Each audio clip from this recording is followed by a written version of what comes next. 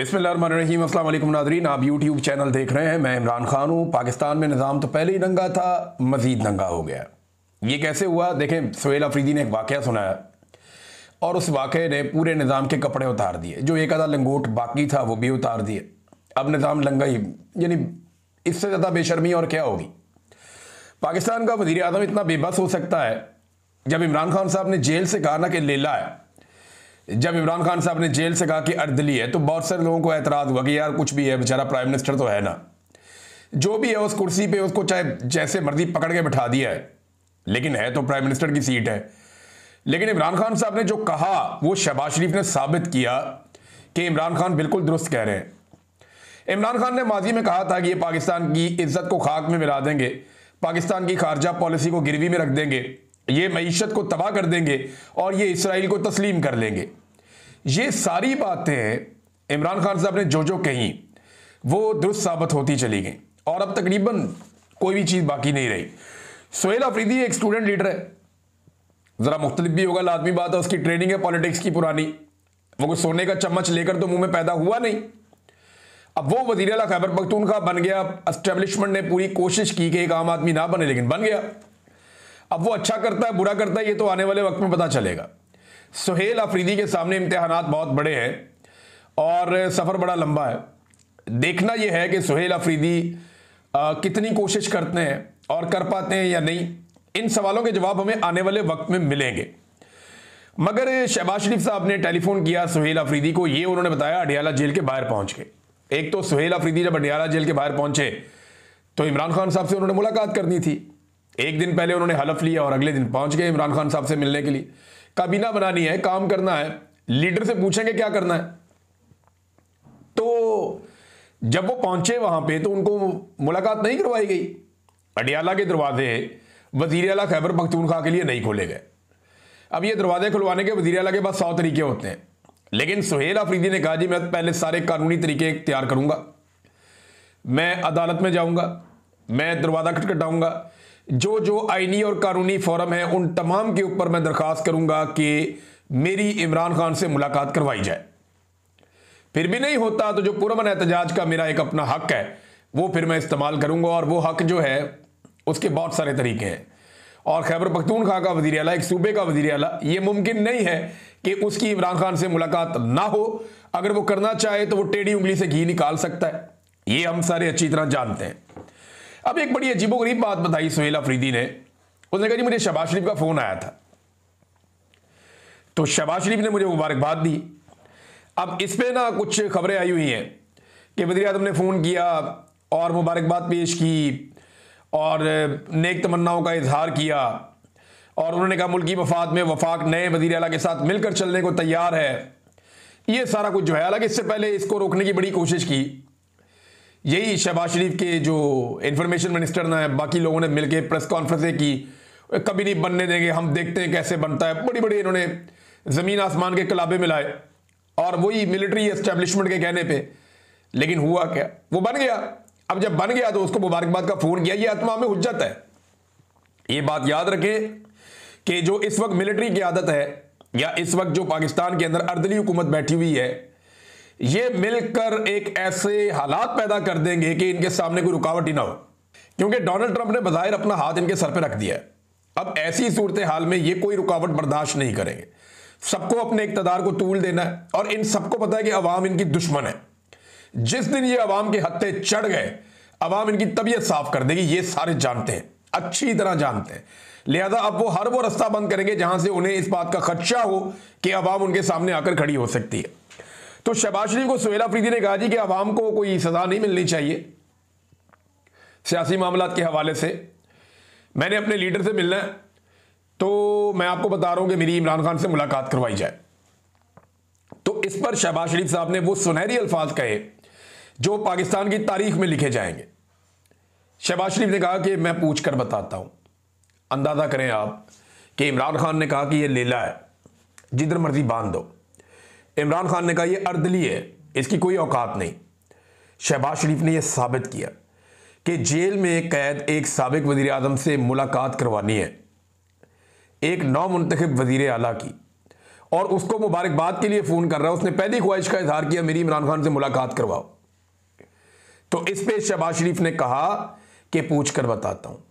ये औकात है पाकिस्तान के वजीर आजम की। पूछना किससे होगा? जूनियर ऑफिसर से पूछेगा, वो अपने सीनियर ऑफिसर से पूछेगा, बात फील्ड मार्शल तक जाएगी, वहां से इजाजत मिलती है तो ठीक है, नहीं मिलती तो नहीं मिलती।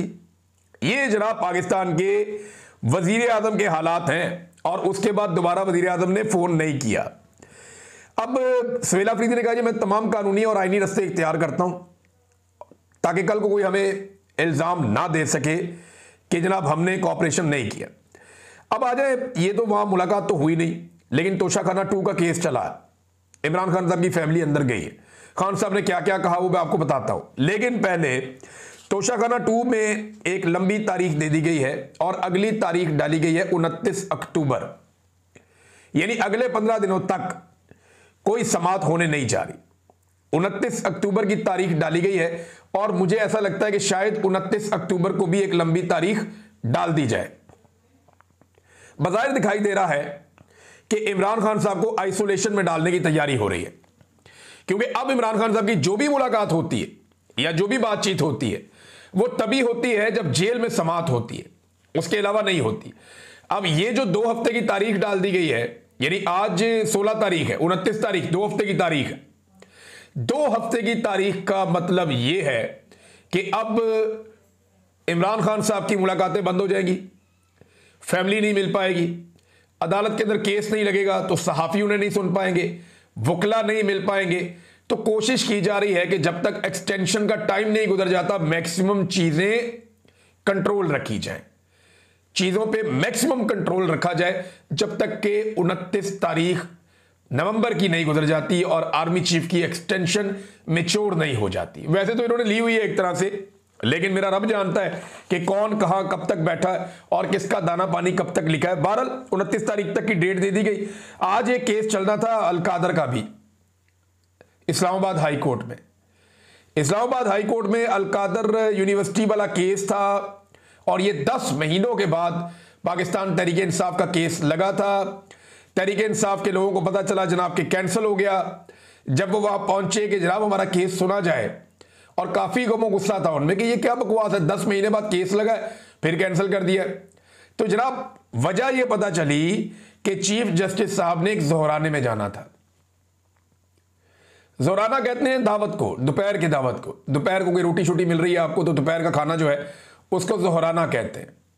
तो chief justice Islamabad high court वो चले गए ज़ोहराने पर, और साबिक वज़ीर आज़म और खातून अव्वल का वो केस जो 10 महीने के बाद लगा वो उन्होंने नहीं सुना। भाई जज को भर्ती करते हैं केस सुनने के लिए, रोटियां तोड़ने के लिए नहीं करते।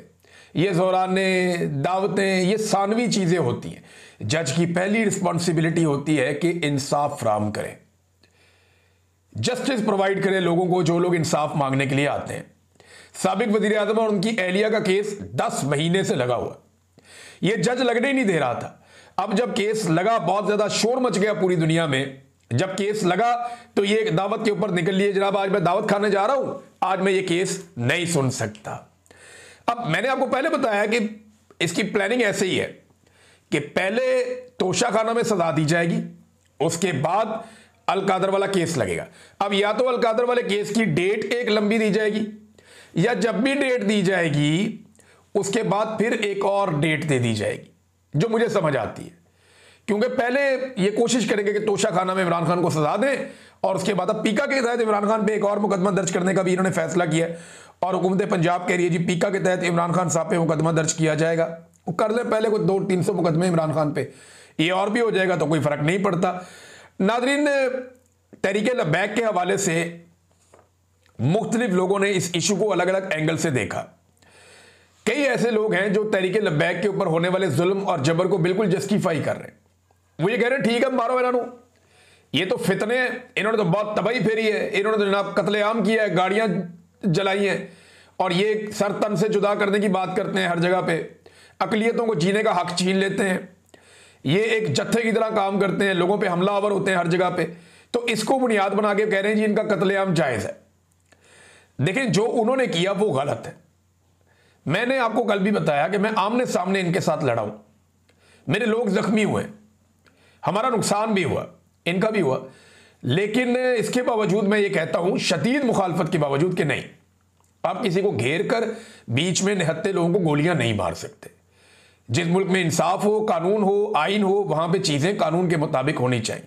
जैसा कि अब पंजाब हुकूमत ने एक बड़ा अच्छा फैसला किया कि ये जो तहरीक लब्बैक पार्टी है, इसके ऊपर वो कहते हैं जी कि अब हम पाबंदी लगाने जा रहे हैं और इस पे पाबंदी के लिए वो बाकायदा रुजू करेंगे वफाक से और फिर इसके ऊपर पाबंदी लग जाएगी।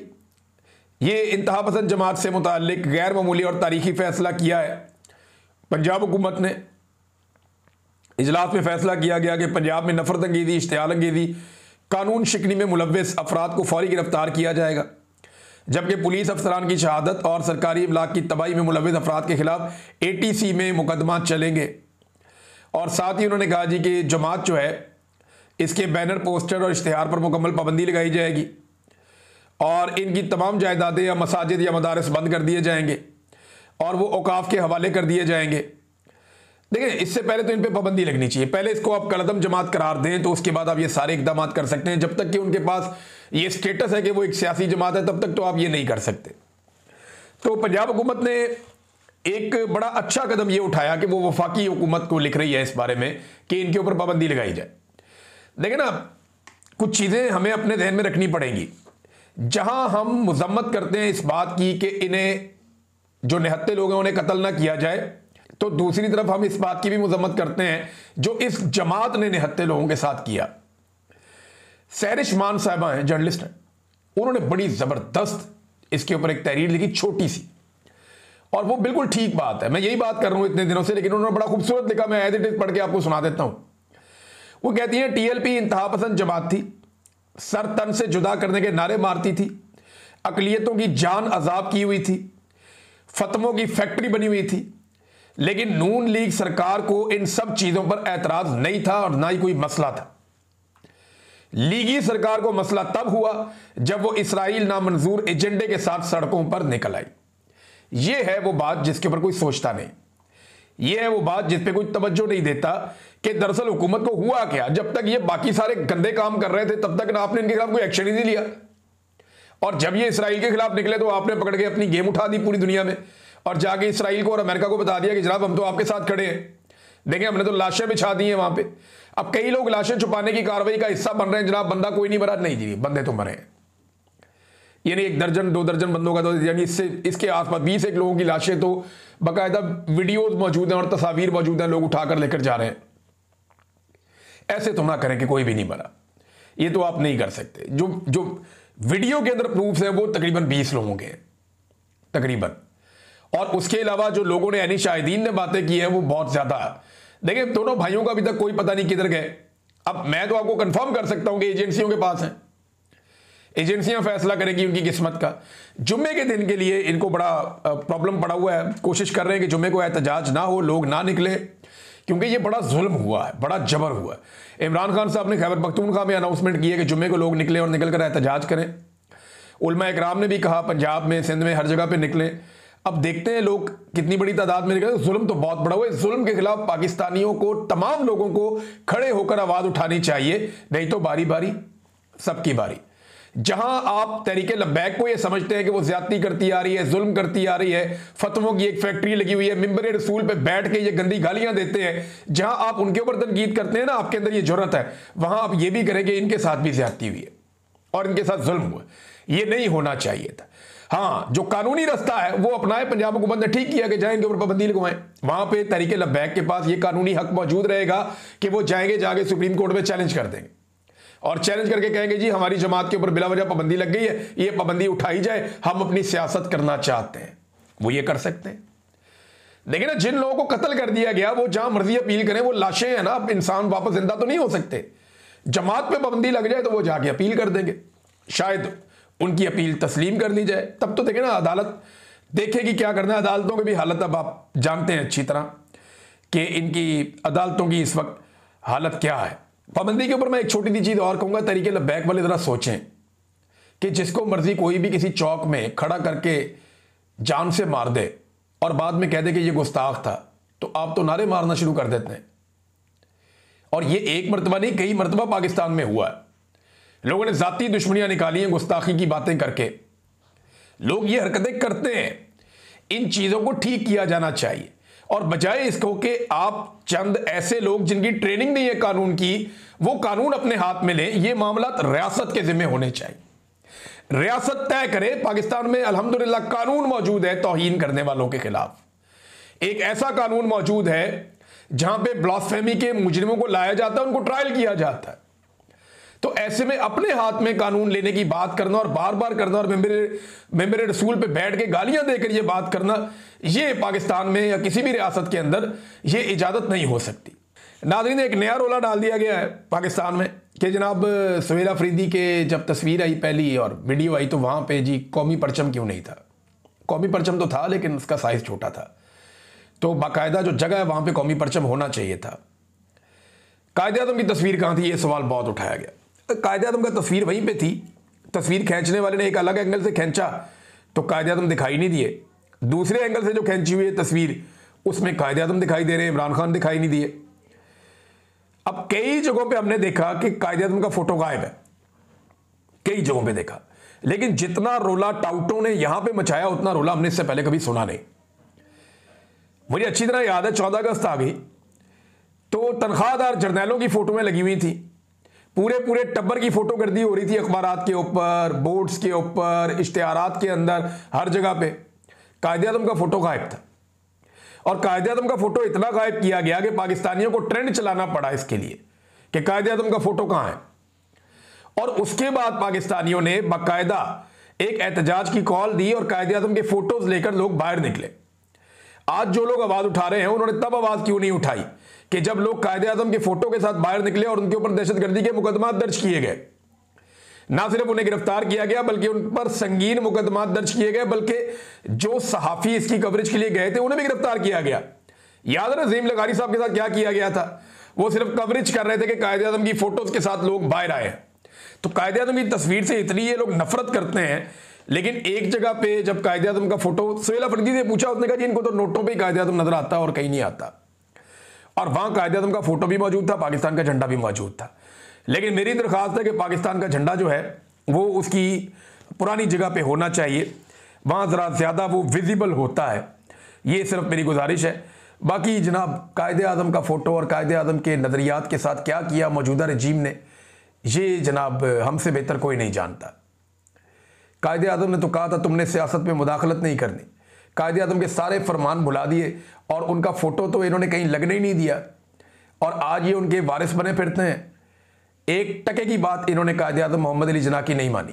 नाज़रीन, मुरीद के ऑपरेशन के बाद मरियम नवाज और उनकी फैमिली की सिक्योरिटी काफ़ी बढ़ा दी गई है और इस खदशे का इजहार किया जा रहा है कि कोई खुदा न खास्ता वाक़या ना हो जाए, लिहाजा फौरी तौर पे उनकी सिक्योरिटी को काफ़ी बढ़ाया गया। और यह भी कहा गया है कि आप जहां भी पब्लिक मुकामात पर जाएं प्रॉपर बंदोबस्त करके जाएं और पूरे सिक्योरिटी इंतजाम किए जाएं, बाकायदा एक एक बंदे को चेक किया जाए, खुदा न खास्ता कोई और इशू ना हो जाए। लिहाजा ये एक ऑब्जर्वेशन है और साथ इंफॉर्मेशन है जो मैंने आपके सामने रख दी है। शहबाज शरीफ ने कहा जी अफगानिस्तान ने भारत के साथ मिलकर और पाकिस्तान के ऊपर बाद में हमला किया, पाकिस्तान ने जवाबी कार्रवाई की और तालिबान की दरख्वास्त पर जंगबंदी हो गई। लेकिन एक बात मैं याद दिलाता चलूं, देखिए अफगानिस्तान ने पाकिस्तान पर हमला किया, ये उस रात जब किया तभी हमने रिपोर्ट कर दिया था, लेकिन अफगानिस्तान का यह दावा है कि हमने ये हमला बाद में किया। पहले अटैक किया गया पाकिस्तान की जानिब से पक्तिया में, जो एयरफोर्स ने एक अटैक किया था, जेट तैयारियों के जरिए से हुआ था। तो एक्चुअल रियलिटी भी ये है, पाकिस्तान ये कहता है कि हमने दहशतगर्दों के ऊपर हमला किया, लेकिन पहली जो फिजाई हमला है पहला वो पाकिस्तान की जानिब से हुआ था। उसके बाद अफगान तालिबान ने कहा जी हम रिटेलिएशन कर रहे हैं, तो फिर पाकिस्तान ने उन्हें मारा, उन्होंने क्लेम किया हमने मारा, हमने क्लेम किया उन्होंने मारा, और दो तरफा लड़ाई होती रही काफ़ी देर। और उसके बाद अफगान तालिबान ने जंगबंदी की, ये बात भी एक हकीकत है। ट्रंप ने कह दिया जी उसने ईरान और पाकिस्तान की भी एक जंग रुकवाई है, समझ से बाहर है, हमने तो ऐसी कोई जंग रिपोर्ट ही नहीं की। हाँ ये ज़रूर हुआ कुछ अर्सा पहले ईरान और पाकिस्तान की एक झड़प हुई थी, लेकिन वो पुरानी बात है। लेकिन ट्रंप कह रहा है कि उसने ईरान और पाकिस्तान की भी एक जंग रुकवाई थी।